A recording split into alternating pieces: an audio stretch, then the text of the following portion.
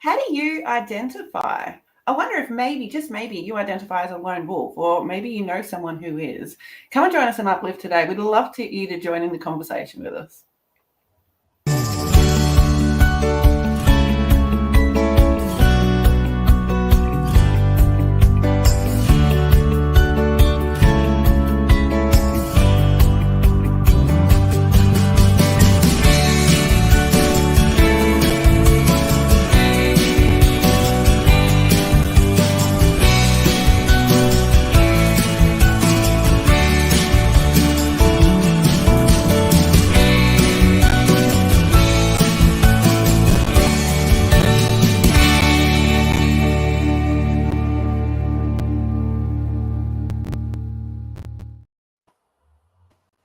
There are many parts to our story, and I'm looking forward to sharing some more stories with you today. My name is Sarah Wade. I'm an art therapist, coach, lover of life, and I'm joining you from Perth in Western Australia. My co-host, as usual, Mr. Neil Thrussell, is joining us from Calgary, Alberta, Canada. Welcome. Thank you, Sarah. And as Sarah said, I'm in Calgary. I'm excited to have our guest on today and jump into sharing and exploring what a lone wolf is, and is the lone wolf alive, or is the lone wolf mentality dying? I'm really excited to be in conversation with. Oh, looking at my thing. Which side is Eric on? Also joining us from Canada, we have our special guest today, Eric Mortimer. Welcome, welcome, welcome. It's lovely to have you here with us today. Thanks for having me. I'm excited to have a chat with you. Excellent. Now, it's not the first time you have joined us on Uplift, so we appreciate your time, energy, enthusiasm to come back as a guest. What, in your opinion, is a lone wolf? Lone wolves seem to have quite a few of them around. I look at them primarily as the men that deal with that are sort of off on their own. They'll try and deal with things by themselves. So, growing up, quite often we'll have childhood friends and all that kind of stuff. And as we get further away from school, then start businesses, become entrepreneurs, that kind of thing. We move further and further away. We might have a few close friends, but quite often we end up, trying to solve things by ourselves. And whether that's a positive thing, because we can feel like we're independent and we don't rely on anybody, but at the same time, it can keep us small. Powerful point. I'm curious, Neil, how do you relate?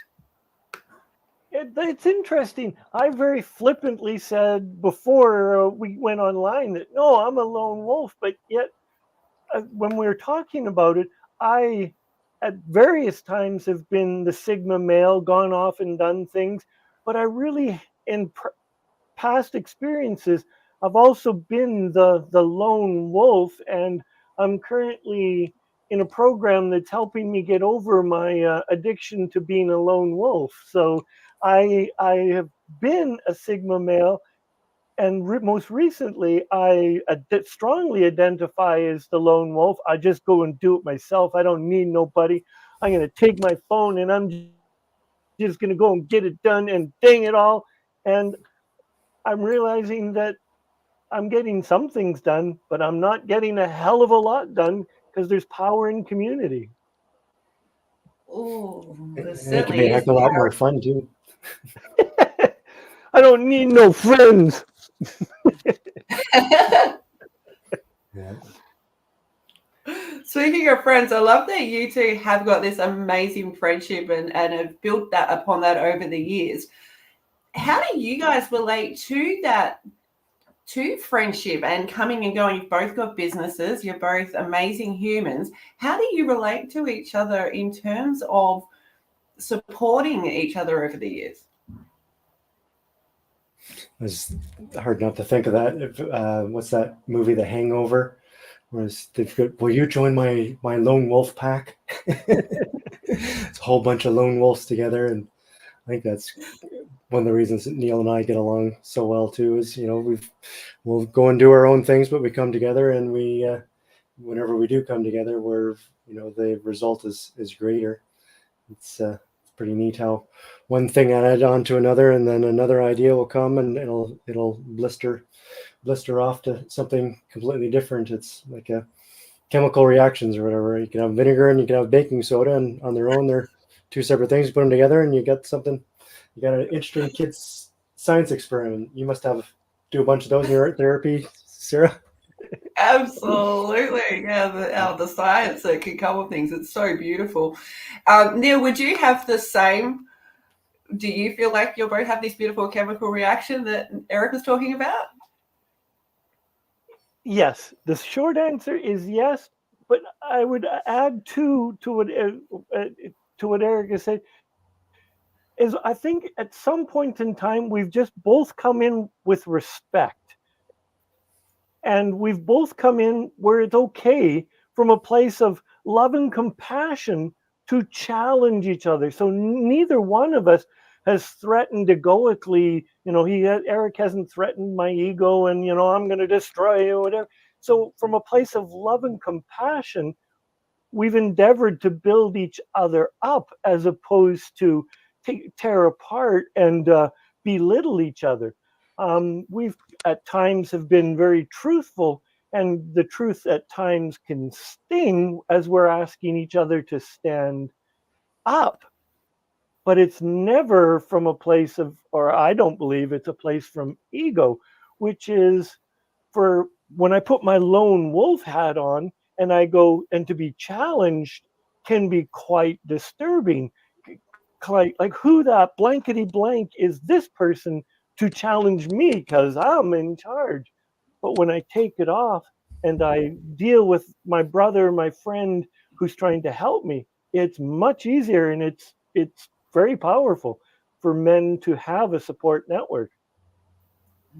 That's a good point too. Just thinking, when we're talking about vinegar and baking soda, that chemical reaction, both are kind of used up, and it makes a goo that's not any good anymore. But if in our kind of relationship, it's more like a catalyst. Like inside, when there's a catalyst, neither thing is used up, right? So it can go on over and over again and not be used up in the process. Does that mean you're going from glue to something more sticky like oobleck? Like, a little bit of goo? What's it? Or think of a catalytic converter, the catalyst, those valuable, what are those balls made of that everybody's stealing? Yeah, plutonium or something. Plutonium, like that. yeah, plutonium. Totally, it's plutonium. Yeah. So. No, I don't. I don't remember, but yeah. Mm-hmm.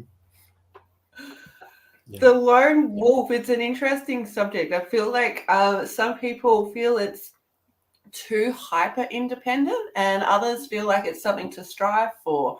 And I think both you, Eric, and Neil have both sort of touched on the fact that you could sort of swing both ways, come in and out, and having those other people around you to sort of maybe call you out and sort of ask you some further questions. It's really helpful as you come together as the group.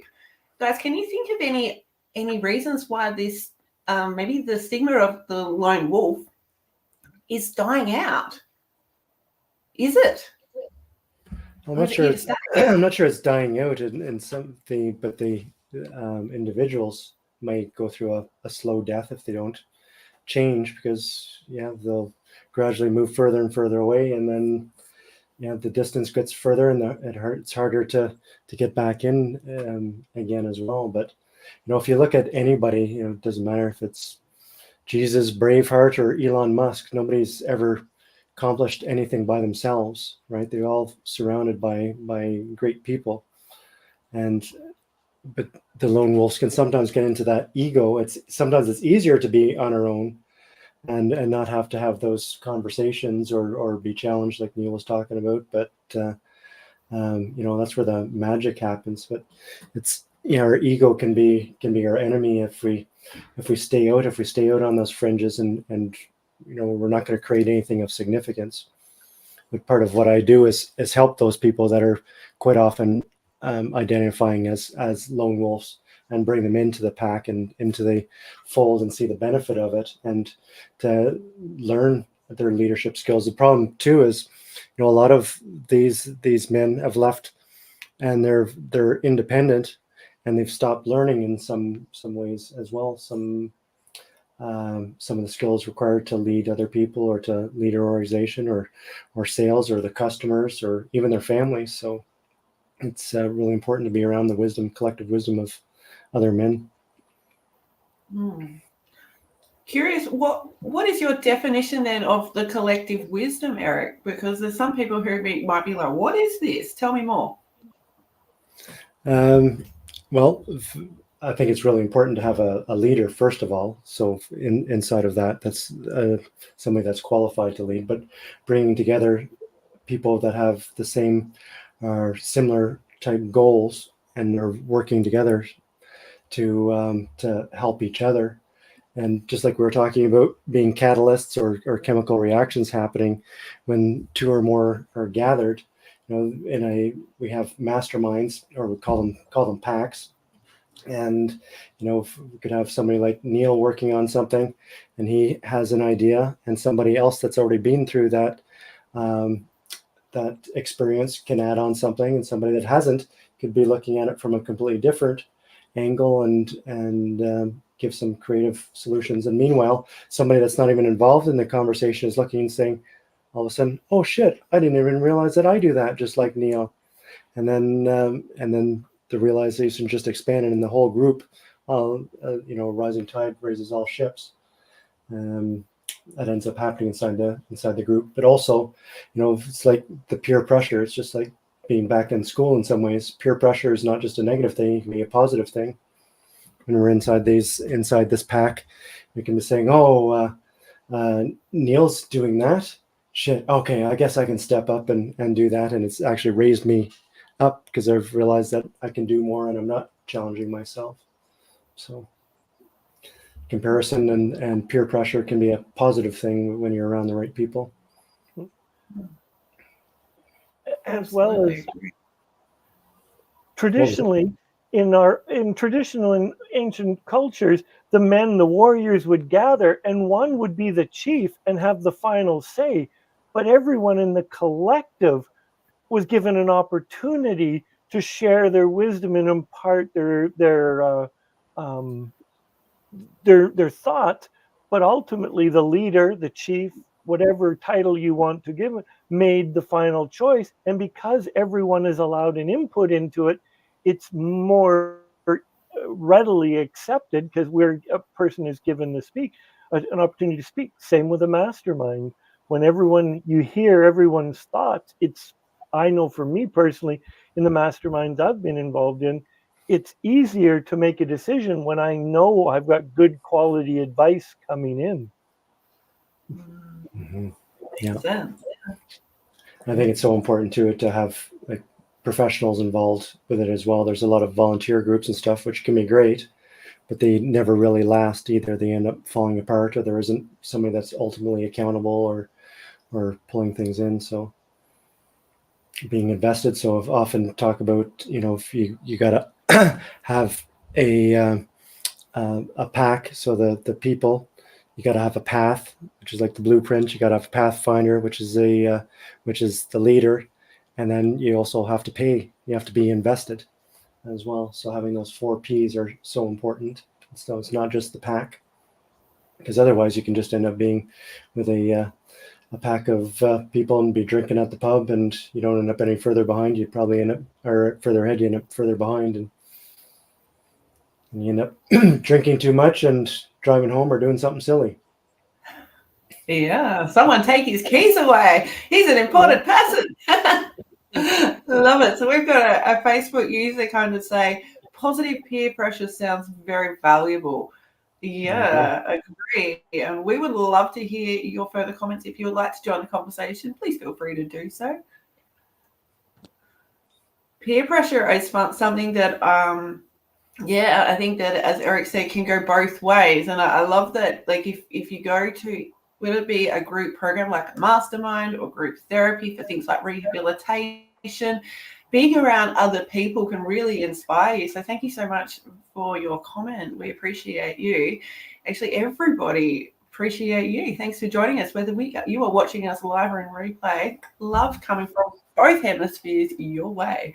Hey, Neil, you were talking about before how, you know, you kind of identified as a lone wolf, but you're sort of swinging back both directions. Do you feel like you'll continue to swing, or has Eric sort of got under your wing and maybe put some inspiration in you to go a different direction? Don't tell Eric this, but I'm really liking working with a pack. He doesn't need to know this. Yeah. Yeah, I'm really finding, like, I understood the power of the mastermind, but working with a pack in a different way, different than a mastermind, and being accountable to a pack has been really beneficial to my evolution. And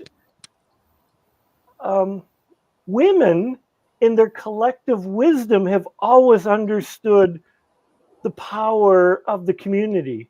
And I, as a Sigma male and a lone wolf, have been slow on the uptake to be able to understand this. You know, hundreds of generations of women have understood this, and you know, I'm 60. What am I? 62 years, and I'm finally getting the power of the pack. So by the time I turn 124, I will have gotten it. Something to look forward to. Absolutely. Awesome. All power to you. Hey, That's a great Eric. point. Yeah, women have been so good at it, and they're much better. It's part of the culture for them to get together, and a lot of men aren't like that, and women are more natural at it. But what quite often I'll see, and I lead some women's groups as well. And what I find there is having the masculine there for the direction is quite helpful. So the feminine is very good at helping each other in the supporting, and I won't challenge them as much. The feminine looks more for support and encouragement, but they're good at supporting and encouraging each other. But having that direction and the framework inside is quite often what they'll need inside their packs. Ooh, interesting. As a mum, I have observed children play differently. You know, if you see a bunch of boys playing and you see a bunch of girls playing, the boys will just kind of get straight into it and do their thing, you know, whereas girls will sit back a bit more and maybe make more rules and box themselves in one way or another. How does that relate to maybe the hero's journey from a male's perspective, Eric?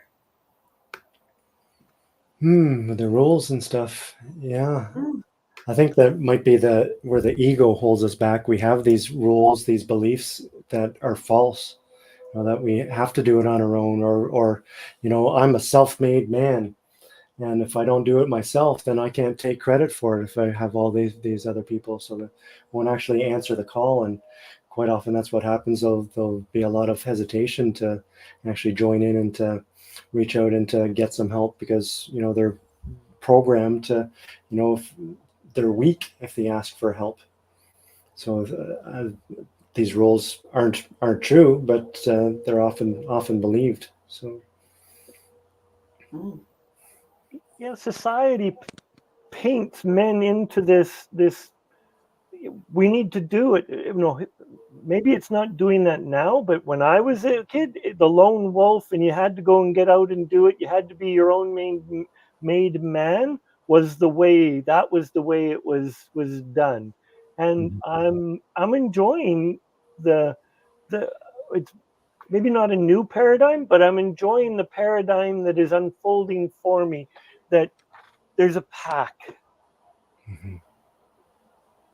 I'm wondering too, is there something to do with more equality happening in what we're seeing today compared to when you guys were kids, when you guys were in your 20s? Is that what you're noticing, or can you provide another perspective perhaps?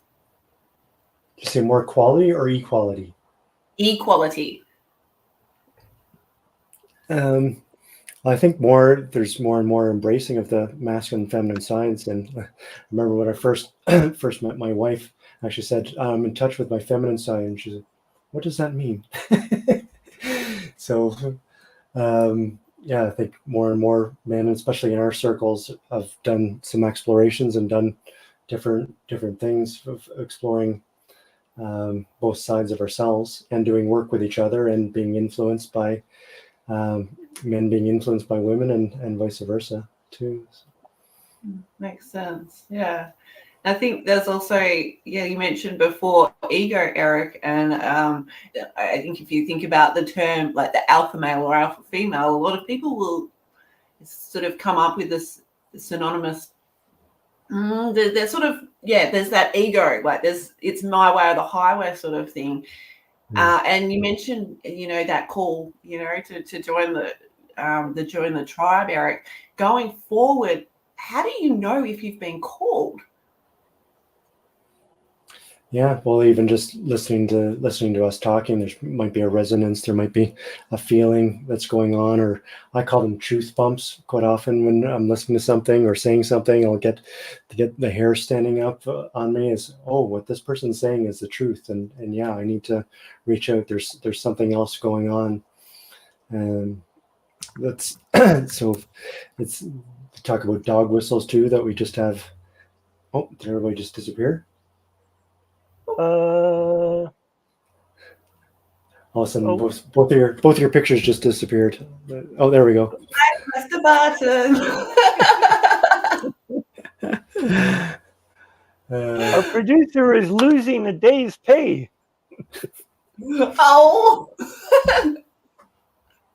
Yeah, I'm thinking that people will hear there'll be something that resonates. We're talking about wolves, so there's things that only wolves hear or dogs hear. They hear whistles that we're not able to hear. So there might be something that they latch onto or resonate with or experience or watching people with social media and stuff too. It's if you're looking for a pack, it's so important to check people out and look at how somebody's living their life, and is it something that you want to duplicate? Do you want to live that way? Do you want to have the things that they have?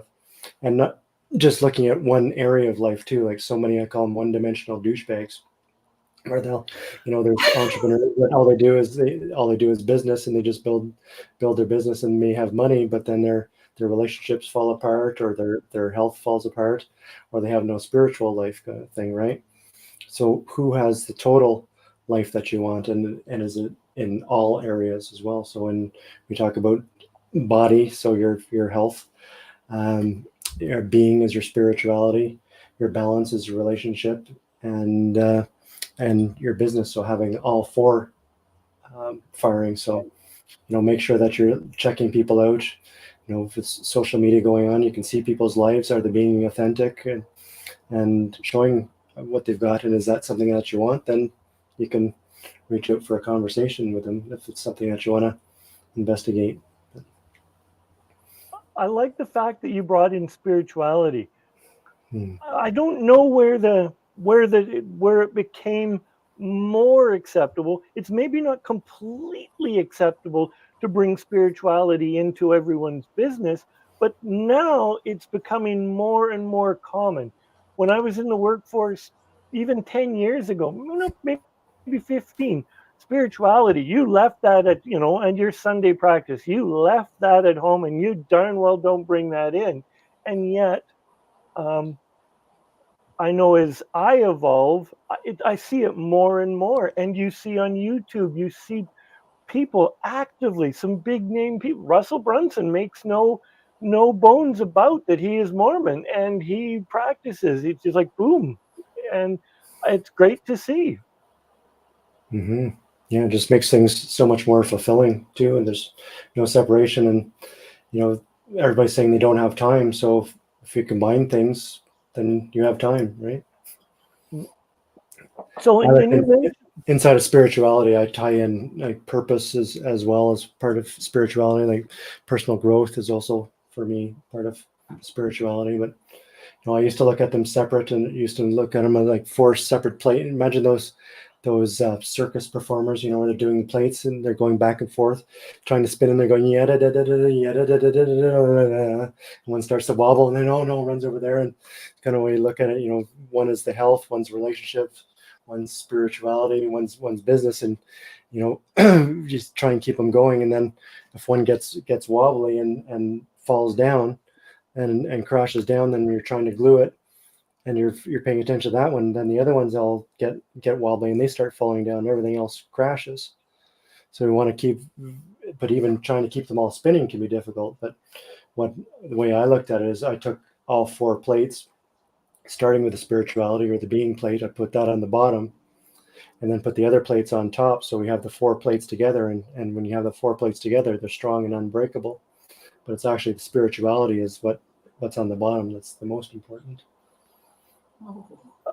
I also heard you talk about relationship, that you're one-dimensional douchebags that are potentially terrible in relationships. And I noticed that you mentioned that when you're working with people, you intentionally make sure that the relationship is strong. Is there anything you'd like to add to that?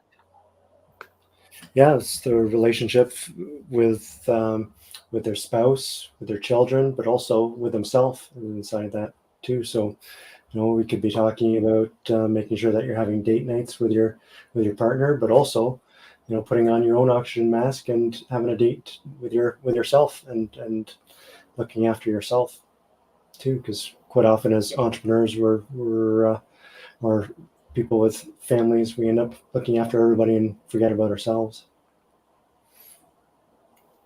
And friendships are in there too, and doing proactively too. So some of the work that we do, it's not just something that you do. A lot of people get together with masterminds every 3 months kind of thing and check in, and they forget what they even talked about 3 months ago. But with the work that we do it on a weekly basis, but also on a daily basis, and we keep track of all the areas and make sure that we're hitting on all 4 of the areas on a daily basis, and we gamify it as well. So it's fun too to stay up on all 4 areas. Well, you mentioned gamifying. How do you incorporate that in what you do with other people to help them?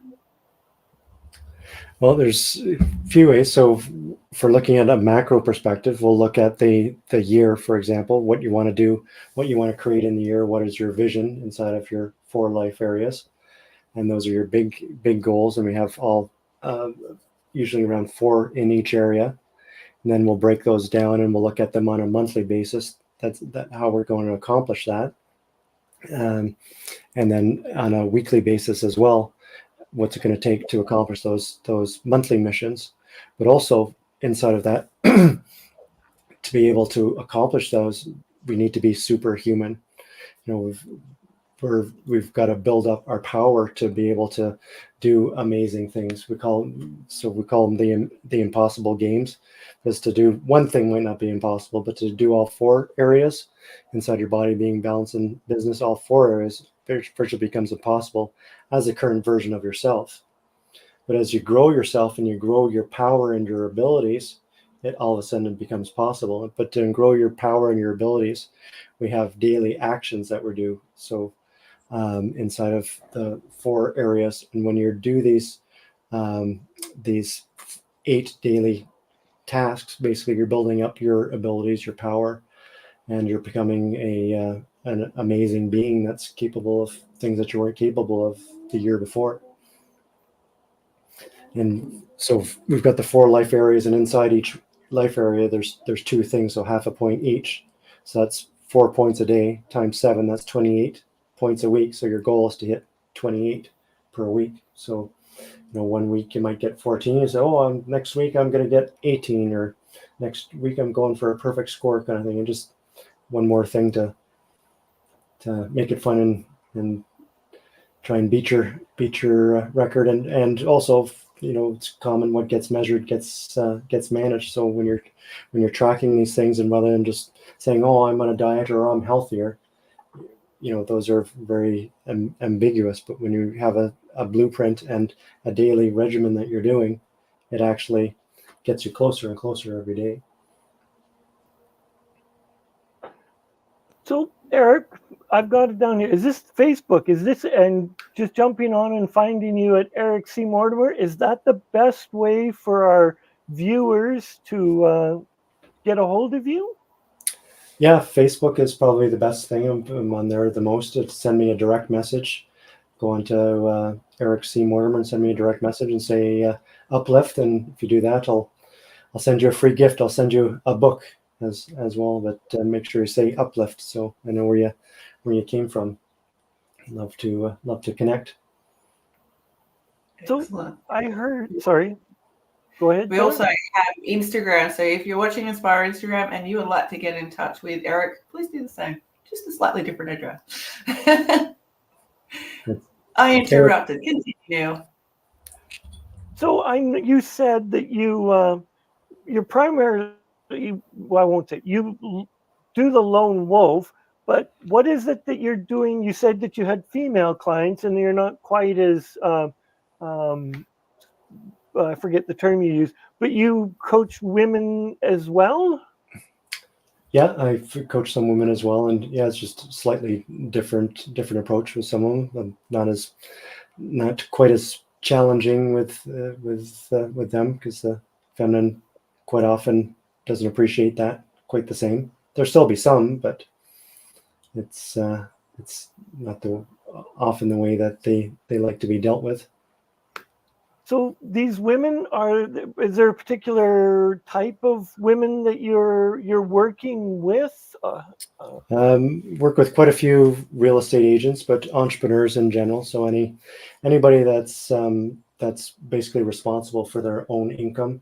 So entrepreneurs, real estate agents, financial planners, that kind of thing. So people are responsible for their own time and income is who's going to get the best results of the work we do. If you're an hourly employee, you're probably capped with the amount of return on investment that you can get. But if you're in charge of your own time and you can make more money in less time, then you can pay for the coaching and the groups pretty quick.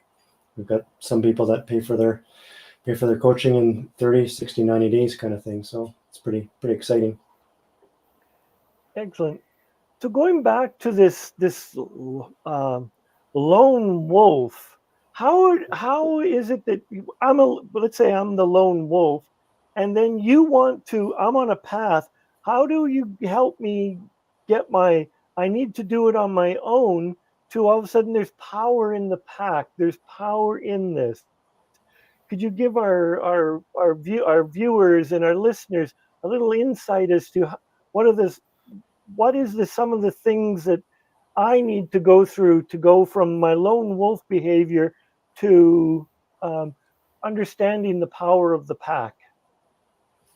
I think starting to see, it's almost one of those things that you have to taste in some ways, or so having the contrast.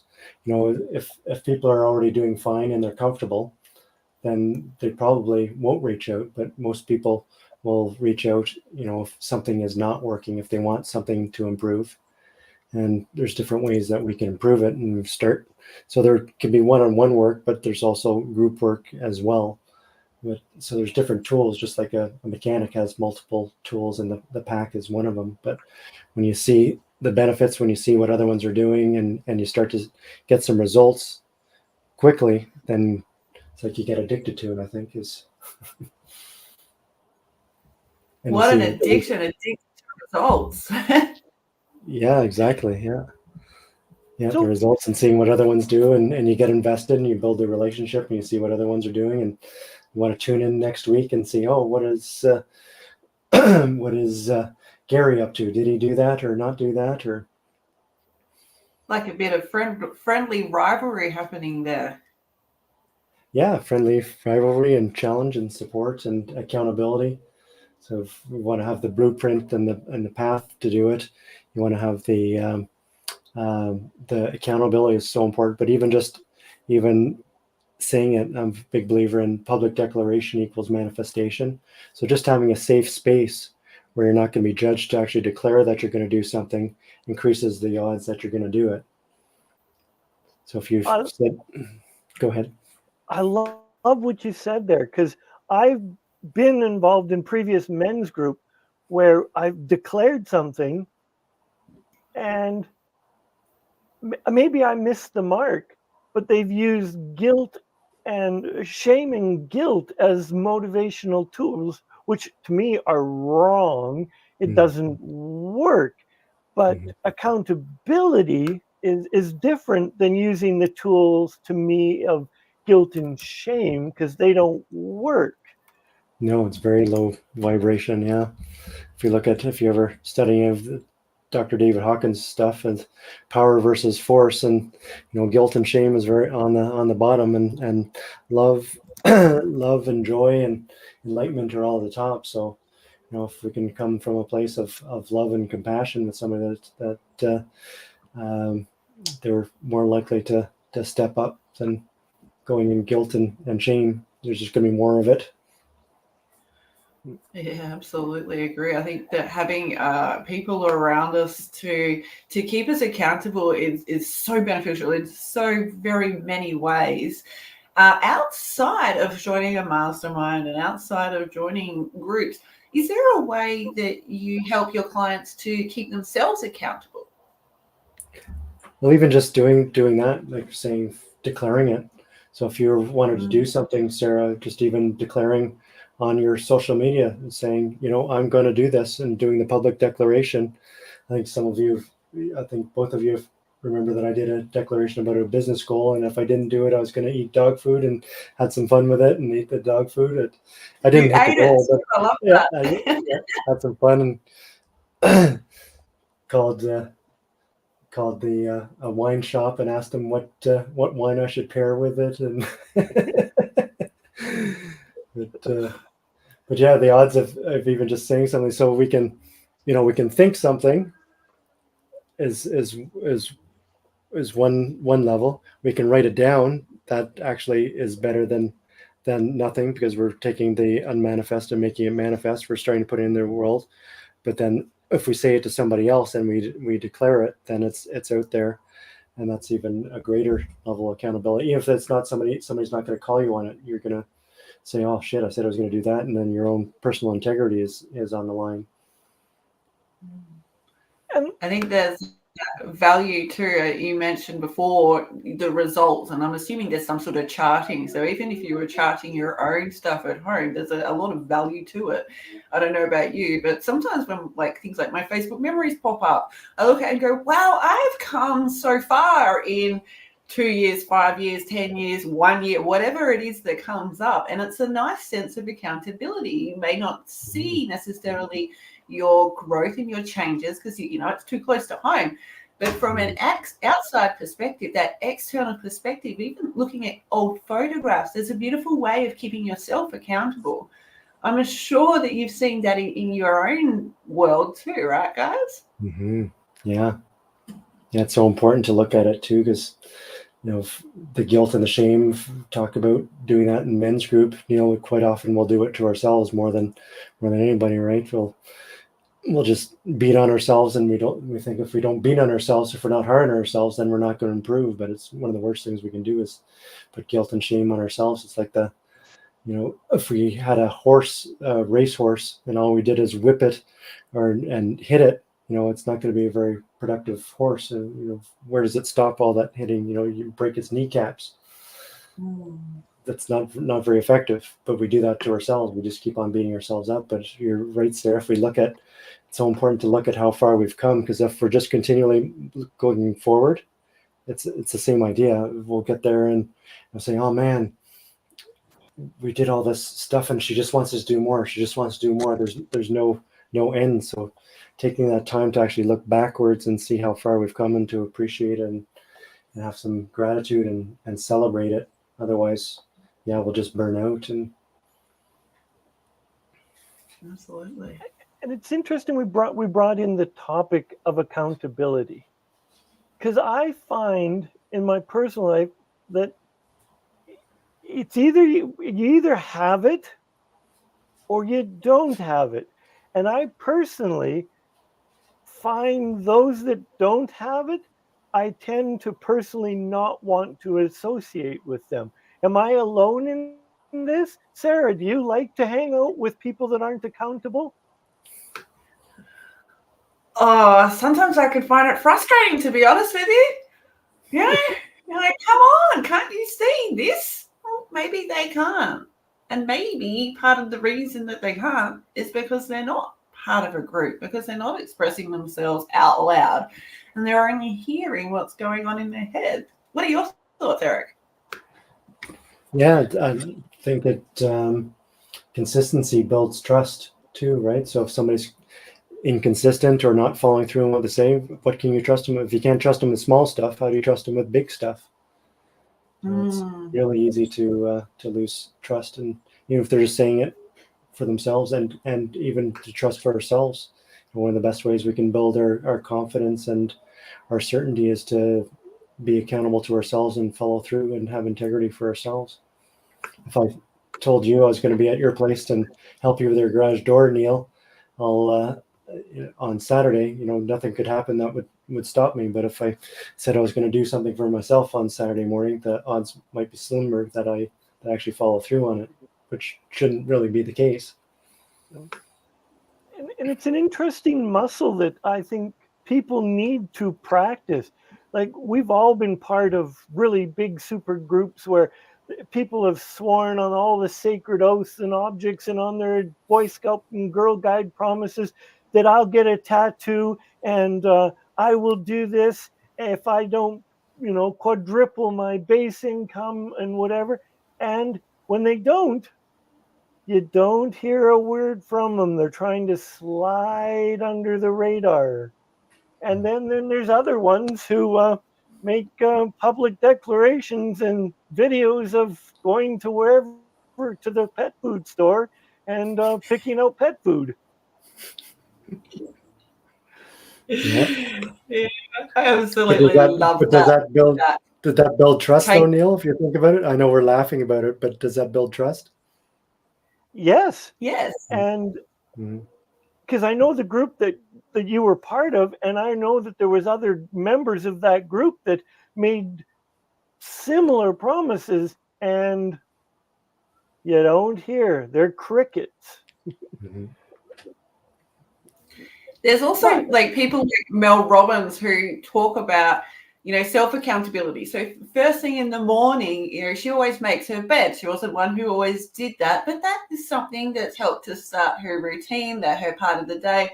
She knows every time she goes through her bedroom to get one thing or another, just like anybody else who's made their bed in the morning, that they're going to go and sleep in a nice, comfy bed that night, that they're going to go, and nestle into those sheets after a good night and rest on their laurels, knowing that they've had the best day that they could have and they gave their all. And it simply started with that choice. Well, it probably started first with the choice not to press the snooze button and then to get up and actually do something that inspired them, like making their bed. So I think I saw one of you raise their hands. And who makes their bed first thing in the morning here? Yeah? No, Eric. Does Jen make your bed? She does. I wouldn't steal that from her. and And in my case, it's because I'm the one last out of bed. And I suspect in Eric's case, he's the first one out of bed because Eric gets up way too early for this boy. Like, he gets up, yeah. When I will look at some of his posts in the morning and I'm going, does the clock even have that number in the morning? Like, I didn't know there was two 5 a.m.s. I mean, two 5 o'clocks on a clock. It's like I only know 5 p.m. Yeah. I think of What is something to this you even strange earlier world? than that even, Yeah. yeah. So what is, besides making your bed, what are some of the other ways that a person could learn to build accountability and learn to trust themselves? Yeah, well, what's going to benefit you? So I would start with, begin with the end in mind. What are your bigger goals? What are you working towards? So you're not just throwing out random stuff. If I can paint the fence on Thursday, but does that really get me closer to my big goals? So moving something towards your bigger goal, having things like meditation or exercise or things that are going to help you build your personal power up as well can be helpful.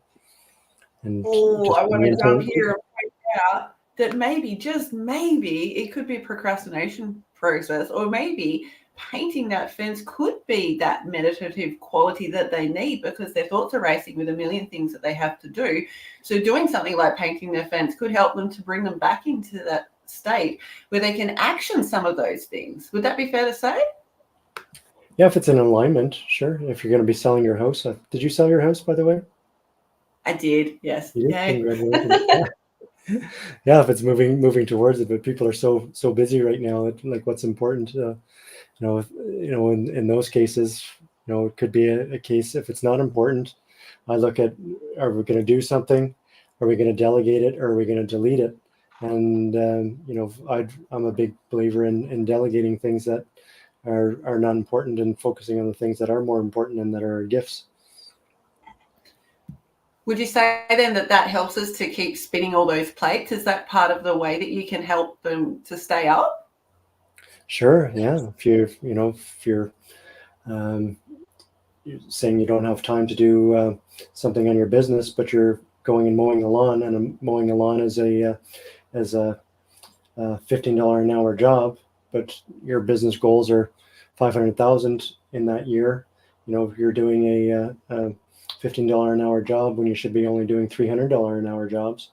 It just doesn't make sense. Guilty.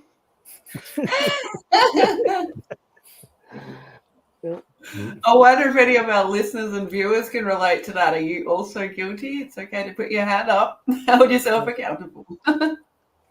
That's where the lone wolf can pop up and yeah, and say, oh, it takes me longer to teach somebody how to do it, or to get somebody to do it, than just to do it myself. But then you're doing that all over the place and never giving anything up, right?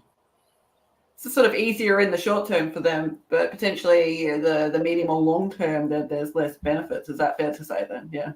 Yeah, or sometimes not even in the short term, quite often. But even if somebody can do something 80% as good as you, and you have multiple 80% going on, then, and you can do something that is your gift, something that you're the best at, that nobody else can do, and you're focusing your time there, that's where you're going to make a difference in the world. Makes sense. Yeah. I like what you just said, your gift. And it's interesting. This is my personal bias. I believe people don't spend enough time discovering their personal gift and working on it.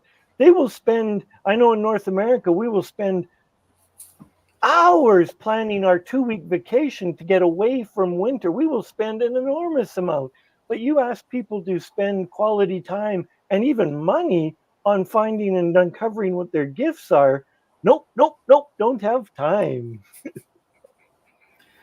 Isn't that interesting too, that they're prepared to put hours and hours and hours into a couple of weeks of their life, but a lot of people I've noticed who are going on holiday, they're going on holiday to escape their current reality. Whereas people like Eric, I'm assuming you're teaching people how to enjoy your current reality. So it is that holiday. So you do enjoy that space that you're in 24/7 and not just in that 2 weeks. Would that be fair to say? Yeah, for sure. I'm continually living my purpose. So talking with Neil the other day, how got together a group, an emergency group for somebody that was going through some challenging times, and it was a Sunday night, and put it together in a short period of time, and still took time and effort and energy to do, but it wasn't, for me, it wasn't work. It was part of my business as well, but it's not work. So I didn't mind giving up my Sunday. Actually, I was looking forward to spending my Sunday evening doing that. I love that. It shows how authentic you are about what you do, I believe. Yeah. Yeah, and focusing on our strengths. Yeah, for sure, and it comes through. I like that the world is now, men's work is becoming more and more mainstream and more readily acceptable, that so men are coming together to help. Like this man that we got together for was going through a traumatic experience, and we were there to support him in however we could. And I'm liking that the world is, at least the world that I'm involved in and Eric's involved in, is that there is places, that safe places for men to get together to share emotions, grief, and have heartfelt conversations. Something that historically women have had for years, decades, generations, and we're just playing catch up. So it was a wonderful experience. So thank you for creating that space, Eric. Mm-hmm. Yeah. It's such important to share where we are in our journey. You know, there's people like Robert Williams who unalived themselves, didn't share how bad things were. So going to things like men's groups allows you, as we mentioned earlier, the opportunity to hear people, how they've gone on their journey. Maybe you're listening only and you pick up on something that, wow, that's really significant to me in one way or another, or you can support each other in that sort of sense. I wonder where we'd be without the men's groups and the opportunity to get together as women or collaboratively. Guys, if we didn't have that collaboration, where do you think we would be as a society?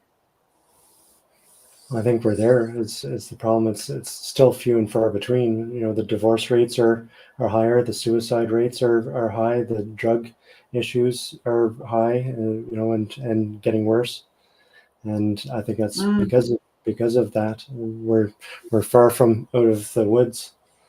In some ways, it's almost like, you know, how we talk about the middle class disappearing. I think it's almost like in personal growth, it's like there's middle class has disappeared. The people that are okay disappearing. There's people that are having a hard time and really bad off, and there's people that are pretty well off and getting the help. And there's, yeah. And I think as well as society, as